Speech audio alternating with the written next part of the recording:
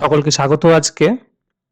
আজকে আমরা নিয়ে এসেছি একটি জ্যামিতির খুব সুন্দর অঙ্ক, যে অঙ্কটি বিভিন্ন সময় বিভিন্ন পরীক্ষায় আসে। একটু দেখুন, তাহলেই বুঝতে পারবেন। এখানে একটি ত্রিভুজ দিয়েছে, ত্রিভুজটার নামগুলো আমি দিয়ে নিই, এ বি সি। এবং এই এবিসি ত্রিভুজটা একটা সমকোণী ত্রিভুজ, যার এবি বাহু অর্থাৎ লম্বের দৈর্ঘ্য এইচ, বিসি বাহু অর্থাৎ এর ভূমির দৈর্ঘ্য 20। আমি এসির দৈর্ঘ্য বের করতে পারি এইচ আর 20কে ইউজ করে, কিন্তু এখানে ট্রিকটা হলো আমাকে এইচ এর ভ্যালু নির্ণয় করতে হবে। তার জন্য আর কি ইনফরমেশন দিয়েছে? ইনফরমেশন দিয়েছে যে এই ত্রিভুজটার মধ্যে একটা অন্তঃস্থ বৃত্ত আছে, যার ব্যাসার্ধ হচ্ছে 4। তাহলে এই জায়গাটাকে আমি সেন্টার ধরতে পারি, এটাকে ও ধরে নিলাম। এইবার এখানে আমাদের প্রাথমিক যে কাজ, সেই কাজটা হলো বৃত্তটা এই দুই বাহুকে যেখানে ছেদ করেছে বা স্পর্শ করেছে, ঠিক সেখান পর্যন্ত আমি সেন্টার থেকে একটা করে দাগ টানবো, যেটা কিনা হবে ব্যাসার্ধ। এটার নাম দিয়ে দিলাম পি, এই পয়েন্টটা পি যেখানে স্পর্শ করেছে। আবার বিসি এই বৃত্তটাকে যেখানে স্পর্শ করেছে সেই বিন্দুটার নাম দিয়ে দিলাম কিউ, আর ও কিউ আমরা যুক্ত করে দিলাম। তাহলে ওপি আর ও কিউ এই দুটোই হচ্ছে এই বৃত্তটির ব্যাসার্ধ, অর্থাৎ এই দুটোর মান হবে 4-এর সমান, কারণ বৃত্তটির ব্যাসার্ধের মান 4-এর সমান। এই জায়গাটার একটা নাম দিয়ে দিই আর। তাহলে কি কি ইনফরমেশন আমরা পাচ্ছি? আমরা প্রথম যে ইনফরমেশনটা পাচ্ছি এখান থেকে, ওপি অর্থাৎ ব্যাসার্ধ ইকুয়ালস টু ও আর, সেটাও ব্যাসার্ধ, is equals to O Q, সেটাও ব্যাসার্ধ। তার মান কত? 4-এর সমান। এইবার যেহেতু ওপি আর ও কিউ 4-এর সমান, ঠিক তেমনি ভাবে আমরা বলতে পারি পিবি অর্থাৎ PB is equals to O Q, এটাও 4-এর সমান, এবং BQ is equals to PO, এটাও 4-এর সমান। এই দুটো আমরা বলতে পারি এখান থেকে। তাহলে বিকিউ যদি 4-এর সমান হয়, এই নিচের বাহুটা অর্থাৎ আমার ভূমি থেকে আমরা কি পাচ্ছি? ভূমির টোটাল দৈর্ঘ্য হচ্ছে বিসি ইজ ইকুয়ালস টু 20। বিসির মধ্যে দেখুন দুটো সেগমেন্ট আছে, একটা হচ্ছে বিকিউ যেটা 4-এর সমান, আর হচ্ছে কিউসি, অর্থাৎ বিসি কে আমরা কি লিখবো এখানে? Bq plus QC is equals two 20।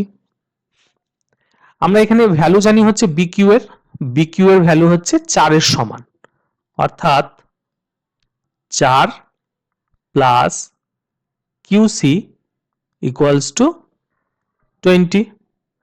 অর্থাৎ কিউসি যে সেগমেন্টটুকু পড়ে আছে, সেই সেগমেন্টটুকুর দৈর্ঘ্য হচ্ছে 16। এইবার কিউসি যদি 16 হয়, তাহলে সি আর ইকুয়াল টু 16 হবে। কেন 16 হবে? এইটাই হচ্ছে এই অঙ্কটা সব থেকে ইম্পর্টেন্ট জায়গা এবং সব থেকে সহজ জায়গা। আমরা একটা উপপাদ্য জানি, উপপাদ্যটা একবার বললেই হয়তো আপনাদের সবার মনে পড়বে। কোনো একটি বৃত্তের একটি বহিস্থ বিন্দু থেকে যদি দুটো স্পর্শক আঁকা হয়, তাহলে সেই স্পর্শক দুটির যে দৈর্ঘ্য, সেই দৈর্ঘ্য দুটি সমান হয়। এই একটা উপপাদ্য আমরা বিভিন্ন সময় বিভিন্ন বইতে পড়েছি। সেই উপপাদ্যটাকে আমরা এখানে কাজে লাগাবো। তাহলে কিউসি যদি 16 হয়, তাহলে সিআর এটাও হবে 16-র সমান। কিউসি যেহেতু একখানা সি বিন্দু থেকে এই বৃত্তটার উপর স্পর্শক, সেহেতু 16-এর সমান। সে ঠিক একই কারণে সি থেকে আর বিন্দু পর্যন্ত একটা স্পর্শক টানা হয়েছে, তাই সিআরও 16-র সমান। তাহলে সি কিউ এবং সিআর 16 সমান, এটা আমরা পেলাম। এইবার আরো দুটো স্পর্শক এখান থেকে আমরা যদি অন্য একটা বহিস্থ বিন্দু ধরি, যেমন এ বিন্দু, এ বিন্দু থেকেও দুখানা স্পর্শক টানা হয়েছে, একটা হয়েছে এপি আর একটা হয়েছে এআর। এই দুখানা স্পর্শক আমরা টেনেছি এপি এবং এআর। তাহলে এপি আর এআর সমান হবে, কারণ সেই উপপাদ্য, এই উপপাদ্যটা মনে থাকলেই আমরা এই জায়গাটা বলতে পারি যে AP is equals to AR. এইবার এপি আর এআর এর ভ্যালু কত? আমরা এপি ইকুয়ালস টু কি লিখতে পারি? এপি ইজ ইকুয়ালস টু একটা লাইনের সেগমেন্ট, পুরো লাইনটা কি? এবি, অর্থাৎ এবি মাইনাস পিবি। তাহলে এপি সেগমেন্টটার দৈর্ঘ্য হচ্ছে এবির দৈর্ঘ্য থেকে পিবির দৈর্ঘ্য বাদ। পিবি এর ভ্যালু কত ছিল? 4। দেখুন আমরা প্রথমেই খুঁজে নিয়েছিলাম এটা 4 এর সমান। আর এবি এর ভ্যালু আমরা জানি এইচ, সেখান থেকে পিবি এর ভ্যালু বাদ দেব 4। তাহলে এপি যদি এইচ মাইনাস 4 হয়, তাহলে এআরও হবে এইচ মাইনাস 4। ঠিক, কেন? এপি এবং এআর দুটোর দৈর্ঘ্য সমান। কারণ কি? একটি অন্তঃস্থ বৃত্তের এ বিন্দু থেকে দুটি স্পর্শক টানা হয়েছে, তাহলে স্পর্শক দুটির দৈর্ঘ্য সমান হবে। অর্থাৎ এটাও এইচ মাইনাস 4 হবে, তেমনিভাবে এআরও এইচ মাইনাস 4 হবে। তাহলে এখানে আমরা এসি ইকুয়ালস টু কত পাচ্ছি? এসিটাকেও দুটো সেগমেন্টে যদি আমরা ভাগ করি, কি কি সেগমেন্ট? প্রথমটা হচ্ছে এআর আর দ্বিতীয়টা হচ্ছে আরসি। এআর এর ভ্যালু কত? এইচ মাইনাস 4 আমরা জানি, আর আরসির ভ্যালু হচ্ছে 16, যেটা কিনা আগেই আমরা বের করেছি। তাহলে এসি ইকুয়ালস টু আমরা কত পাচ্ছি? এইচ প্লাস 12, অর্থাৎ হাইপোটেনিউজ অর্থাৎ অতিভুজের দৈর্ঘ্য আমরা পেয়ে গেলাম এইচ প্লাস 12। আর দুটো জায়গা তো আমাদের দেওয়াই ছিল, বিসি অর্থাৎ ভূমির দৈর্ঘ্য দেওয়া ছিল, আর এবি অর্থাৎ হাইট অর্থাৎ লম্বটা আমাদের দেওয়া ছিল। এইবার আমরা পিথাগোরাসের সূত্র যদি আমি এখানে ইউজ করি, পাইথাগোরিয়ান লটা কি? ভূমি স্কয়ার অর্থাৎ বিসি স্কয়ার প্লাস লম্ব স্কয়ার, লম্ব মানে এখানে এবি, ইজ ইকুয়ালস টু অতিভুজের স্কয়ার, অতিভুজ অর্থাৎ এসি, লিখি এসি স্কয়ার। বিসির দৈর্ঘ্য কত?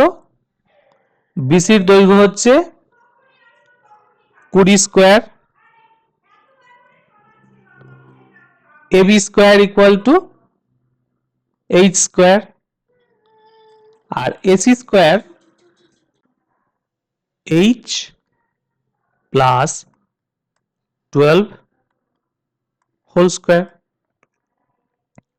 এই জিনিসটাকে যদি আমরা এক্সপ্যান্ড করি, তাহলে আমরা কি পাবো? এখানে 20 square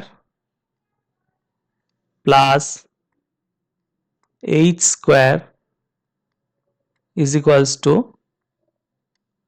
H square plus 24 H plus 12 square অর্থাৎ 144। দুপাশ থেকে আমি এইচ স্কয়ারটা বাদ দিয়ে দিতে পারি, তাহলে আমাদের এখানে পড়ে থাকবে 400, আর এদিকে পড়ে থাকবে 24H প্লাস